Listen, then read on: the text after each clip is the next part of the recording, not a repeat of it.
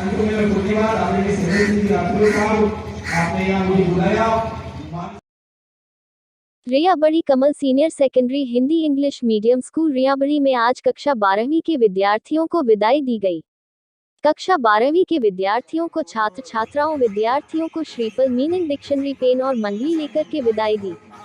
इस कार्यक्रम के प्रारंभ को मानक जी, प्रमिला जी, घनश्याम जी राजपुरोहित और कैलाश जी लाहौटी ने दीप प्रज्वलित कर कार्यक्रम को प्रारंभ किया।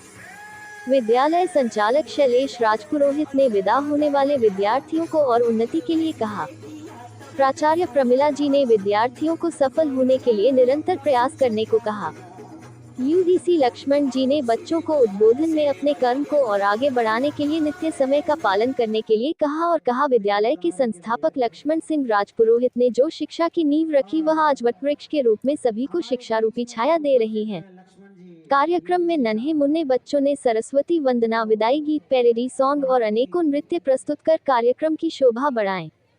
इसी क्रम में विद्यालय के अनुशासित, नियमित और सांस्कृतिक कार्यक्रम में भाग लेने वाले विद्यार्थियों को प्रशस्ति पत्र और मोमेंटो दिया गया। इस मौके पर राजकीय उच्च माध्यमिक विद्यालय की प्रधानाचार्य प्रमिला जी, नंदलाल जी गौड़, समाज सेवी मानक चंद जी पाराशर, भंवरलाल जी बानगुना, सरपंच साहब गिरधारी लाल सैनी, पंच बनवारी लाल जी खंडेलवाल, श्री कृष्ण जी सांठला, संपत जी मारोटिया, कैलाश जी लाहौटी, पूर्व सरपंच संपत जी भाटी, श्याम सिंह जी राजपुरोहित, नेमी सिंह जी राजपुरोहित, हसीना जी गौड़, अजय जी, यूडीसी लक्ष्मण जी, सुरेंद्र सिंह राजपुरोहित, अजय पाराशर, सत्यनारायण सेन, इलियास खान, राकेश जी टंडन, कांत सिंह जी शेखावत, पवन सागर, रविंद्र जी सोनी, लोकपाल भंडारी आदि ग्रामीण जनों ने समारोह में आकर के विद्यार्थियों को आशीर्वाद दिया और समारोह की शोभा बढ़ाई। नाजनी निगाहों से ना देख हम दरिया में नहाकर आए हैं। पवन कुमार नाजनी निगाहों से ना देख हम दरिया में नहाकर आए हैं। हवा क्या खाक रास्ता रोकेगी हमारा, हम तूफानों से टकरा कर आए हैं। इन सपनों को सच में बदलने के लिए ही तो हम अपनों को छोड़ आए हैं। बोलो वाह वाह वाह वाह।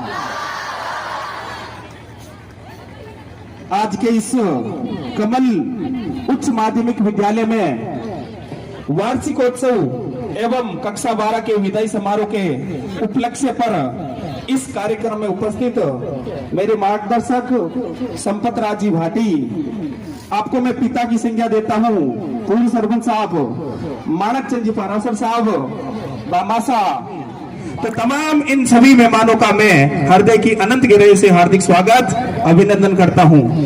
प्यारे विद्यार्थियों, आज आपका विदाई समारोह आयोजित हो रहा है। मैं इस उपलक्ष्य पर आपको एक ही बात कहना चाहूंगा कि अपने माता पिता के सपनों को पूरा करो। आपका उद्देश्य ये होना चाहिए कि मेरे माता पिता आज खेती करते हैं, हमारे लिए पसीना बहाते हैं, तो उनका मैं कर्ज कैसे चुकाऊं। एक साहित्यकार ने कहा था कि जिस दिन आपके कारण आपके माता पिता के आंखों में आंसू आ जाए तो उस दिन आपका किया हुआ सारा पुण्य उन आंसुओं में बह जाता है, और जिस दिन आपकी खुशी के कारण कि आपने जितने भी पाप किए वो सारे पाप उस आंसू में धुल जाते हैं। मुझे याद है तो उससे भी ज्यादा दुख होता है। मुझे याद है जब मेरा 2017 में राजकीय सेवा में चयन हो गया, उसके बाद मुझे ज्वाइनिंग मिली नहीं, तो मैंने एक बार जब मैं जोधपुर में रूम लेकर रह रहा था तो राजस्थान हाईकोर्ट जुडिशियल असिस्टेंट का रिजल्ट आउट होना था 2017 में। बात है 22 नवंबर 2017 की।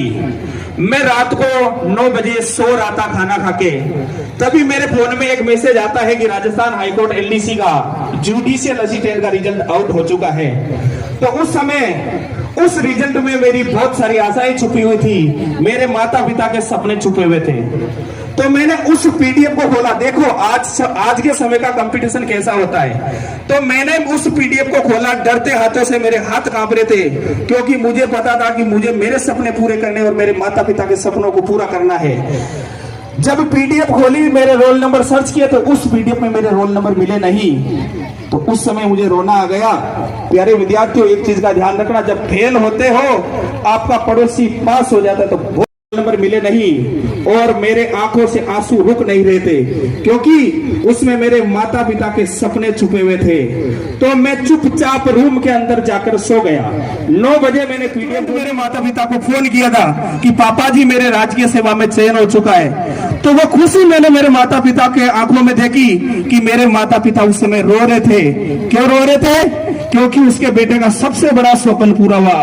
तो विद्यार्थियों, आप भी ऐसा करना चाहते हो कि माता पिता का सबसे बड़ा सपना पूरा करना चाहते हो, तो एक ही चीज का ध्यान रखना, आपको फालतू समय वेस्ट नहीं करना। 2 मिनट भी मिले तो आपको क्या करना है? पढ़ाई करना है। अब आगे की बात सुनिए। जब मेरा नंबर नहीं आया था तो मेरे जो 2 रूममेट थे उन्होंने बोला कि लक्ष्मण तेरी तो ऑलरेडी नौकरी लग चुकी है, हो सकता है कि वैकेंसी कोर्ट में है, 1-2 महीने ज्वाइनिंग आ जाएगी। उन्होंने मुझे ऐसी सांत्वना दी। लेकिन 10 मिनट बाद मुझे मेरे रोल नंबर मिले तो वो दोनों लड़के लाइट बंद करके सो चुके थे। उनको टेंशन सता रही थी कि हम 3 जने थे, एक का सिलेक्शन